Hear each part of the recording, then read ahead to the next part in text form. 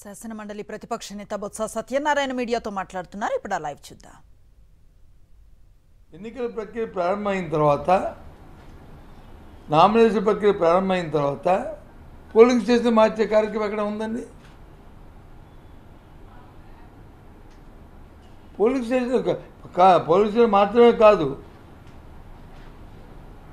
ఒక ఊరిలో ఉన్న ఓట్లని ఈ ఊరు ఓట్లు తీసుకెళ్ళి హ్యామ్లెట్ క్యాంప్లో పెట్టడం, హ్యామ్లెట్ క్యాంప్ తాలూకా ఓట్లు తీసుకెళ్ళి ఇంకో హ్యామ్లెట్ క్యాంప్లో పెట్టడం, అలాగే ఒక ఊరు నుంచి ఒక ఊరికి, ఆ ఊరిలో ఉన్న బూతుల ఆ ఊరిలో కాదు, వీళ్ళు అక్కడికి వెళ్ళి పోటీ చేయాలా, వాళ్ళు వచ్చి ఇక్కడికి వెళ్ళి పోటీ చేయాలి. ఇలా ఎక్కడిది? ఎన్నికలు ప్రకటించుకుంటే సరిపోయాయి కదా. మరి కోర్టుకు పోయింది మీరే కదా ఎన్నికలు పెట్టాలని. దేనికోసం? ఏదో సాధించేసాం, అమ్మ పులివెందులో జడ్పీటీసీకి గెలిచేస్తే ఏదో అన్నపైన ప్రమాణం అయిపోతుంది అని చూపెట్టాలని ఆలోచన చేస్తాం. ఎన్ని వంకలు తిరిగినా, ఎన్ని తలకైన తపస్సు చేసినా అది జరగదు. మీరు ఎన్ని కొత్తంతాలు చేసినా. కానీ ఇది కరెక్ట్ సాంప్రదాయం కాదు. ఇక్కడ రోజు పత్రిక తిరిగేస్తే టీవీ ఆన్ చేస్తే ఎక్కడో రాష్ట్రంలో ఎక్కడో అక్కడ ప్రతి ఏదో ప్రాంతాల్లో 2-3 ప్రాంతాల్లో హత్యలు, లేకపోతే కిడ్నాప్లు,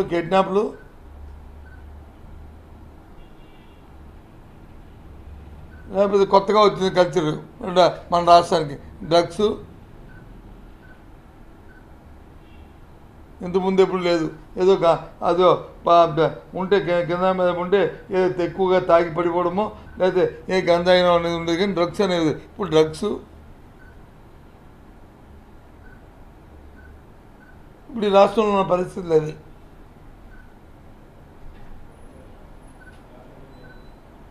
ఆడవాళ్ళ మీద, మహిళల మీద అగాత్యాలు అయితే ఇంకా అన్నీ కాదు. ఒకసారి బేరీజ్ వేసుకోమండి. 14 నెలల కాలంలో గత 5 సంవత్సరాలు జరిగిన ఇన్సిడెంట్ని ఓ పట్టికేసుకోమనండి.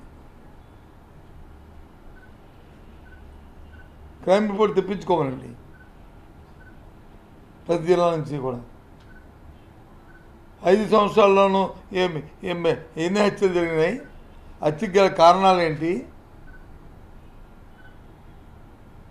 ఈ 14 నెలల కాలంలో ఎన్ని హత్యలు జరిగినాయి, ఎన్ని దౌర్జన్యాలు జరిగాయి, దానికి కారణాలు ఏంటి, ఎంతమంది కిడ్నాప్ అయ్యారు తెప్పించుకుంటే తెలుస్తుంది.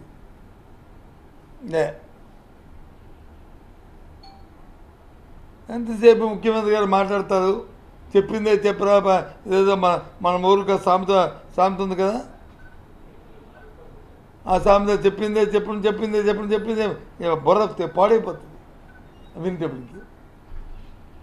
ఇందాక కూడా విన్నాను, ఏదో మనం పాడేది వచ్చి మాట్లాడుతున్నప్పుడు సూపర్ 6 అని చేయిస్తాను. ఏం చేస్తారు?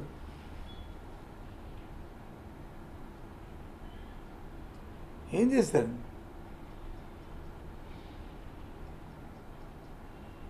పేదవాళ్ళ కోసం అంటే పేదవాళ్ళు వచ్చి పాడైపోయారంట గత ప్రభుత్వంలో. పేదవాడి తాను కొనుగోలు శక్తి పెరిగింది. పేదవాడు వచ్చి ఈ రాష్ట్రంలో వచ్చి ధైర్యంగా బతికే స్థితిని ఆ రోజు వైసీపీ పార్టీ జగన్మోహన్ నాయకత్వంలో కల్పించాం. ఇది వాస్తవం,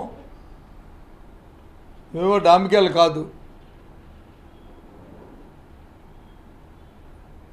ఇంకా ఈ మాటలు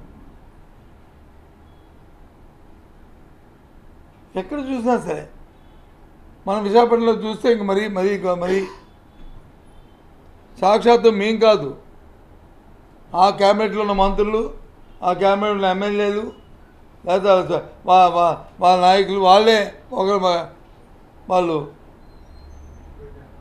రాస్తున్న లేఖలు కానీ, లేదు చేస్తున్న ఫిర్యాదులు కానీ, మాట్లాడుతున్న భాష్యం కానీ, ఇంటర్నల్గా ఎక్స్టర్నల్గా ఏ రకంగా దోపిడీ జరుగుతుందో.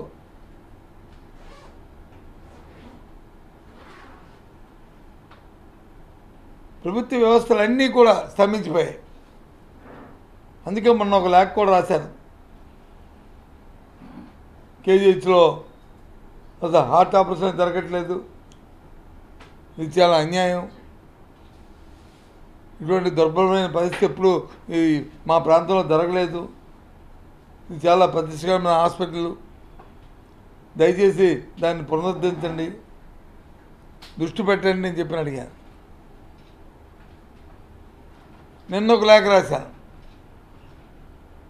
ముఖ్యమంత్రి గారికి. ప్రతిపక్ష నాయకుడిగా రాష్ట్రంలో జరిగిన పరిణామాలు, ముఖ్యంగా విశాఖపట్నంలో జరుగుతున్న దోపిడీ గురించి, ఏ రకంగా భూములు ఫ్రీ వరల్డ్ భూముల్ని ఏ రకంగా దోచుకుంటున్నారో, ఎలాగ అన్యాక్రాంతం చేస్తున్నారో, ఇదంతా కూడా రాశాం. నేనే కాదు, సాక్షాత్తు సాక్షాత్తు స్పీకర్ గారే లేఖ రాశారు. దాంతోపాటు ఆ ప్రాంత శాసనసభ్యుడు లేఖ రాశాడు. ఆ రెండింటినీ పాటు పత్రికలో వార్తల్ని, వాటితో పాటు జరిగిన కొన్ని నాకు తెలిసిన కొన్ని నిజాలు, డాక్యుమెంట్ ఎవిడెన్స్ అన్ని కలిపి పంపించాను ఎంక్వైరీ చేయమని చెప్పి. చూద్దాం ఎంక్వైరీ చేస్తారో, చేయకపోతే రేపు శాసనమండలిలో ఈ విషయాలన్నీ మాట్లాడతాం.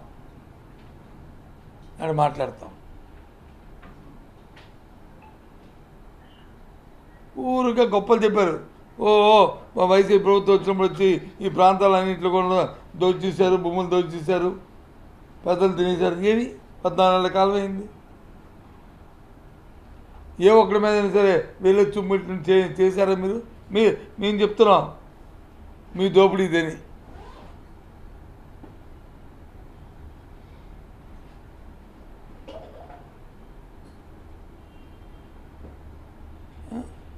రోజు ఈ మధ్యకాలంలో విశాఖపట్నంలోను, విజయవాడలోను పబ్లిక్గా మర్డర్లు అయితే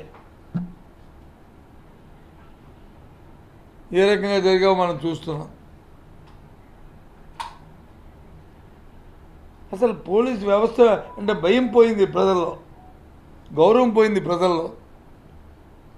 కారణం నాయకత్వాలు, అధికార పార్టీలో నాయకత్వం ద్వారా ఇంటర్వెన్షన్, వాళ్ళు ఒత్తిడి, వాళ్ళు కొమ్మక్కు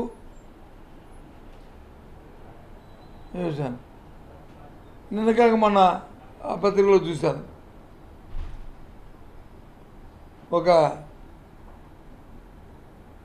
ఒక అధికారి వచ్చి 5 కోట్లు లంచం డిమాండ్ చేశాడంట.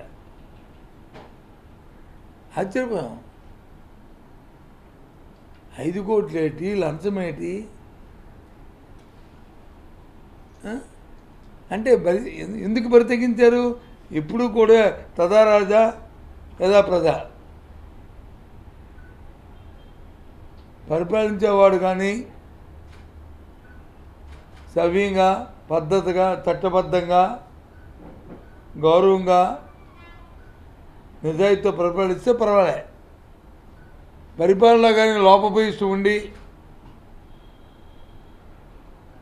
వెస్టర్న్ ఇంట్రెస్ట్ ఉంటే వచ్చే అనర్థాలే ఇవి. ఆటోమేటిక్గా కింద ఉన్న అధికారులు, కింద ఉన్న నాయకులు, కింద స్థాయిలో ఉన్న వాళ్ళు ఇంకా అదే పని కింద ఉంటారు.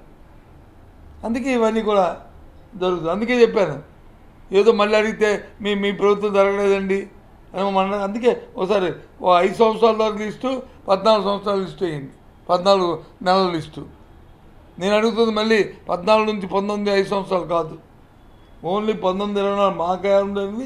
ఈ 14 నెలలంతా చాలు, 5 సంవత్సరాలు తీయండి.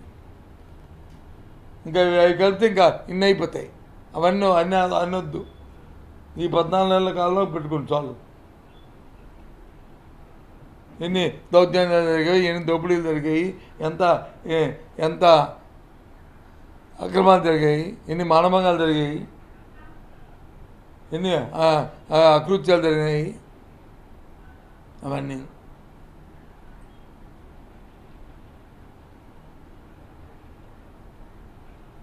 ఎన్నికలు జరుగుతున్నప్పుడు ఎవరైనా ఒక కంప్లైంట్ ఇస్తే ఎన్నికలు అయిన తర్వాత వాళ్ళని అరెస్ట్ చేయడానికి చూస్తారు. ఎందుకు? ఎన్నికల్లో ఓటు స్వచ్ఛంగా వేసుకోవడానికి. లేదు వాళ్ళతో ఏదో బైండ్ ఓవర్లు, అప్పుడే బైండ్ ఓవర్లు అయితే బోర్డు కట్టించారు. వందల కొద్దులు కట్టించారు చేస్తారు. కానీ అది తీసుకెళ్ళి కస్టడీలో తీసుకోవడం ఏంటి? మరి ఇంకా ప్రజాస్వామ్యం ఎక్కడుంది?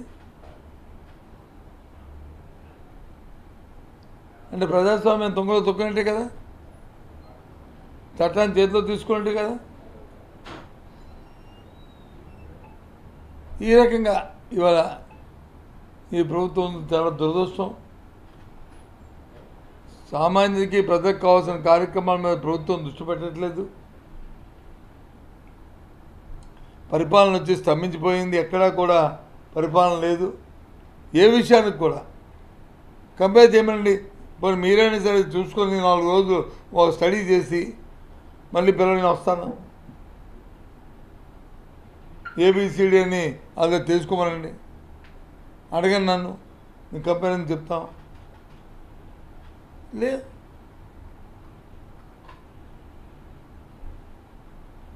ఇప్పుడు రైతాంగానికి ఇబ్బంది పడుతున్నారు. చెప్తున్నాం, పదే పదే చెప్తున్నా సరే దృష్టి పెట్టట్లేదు.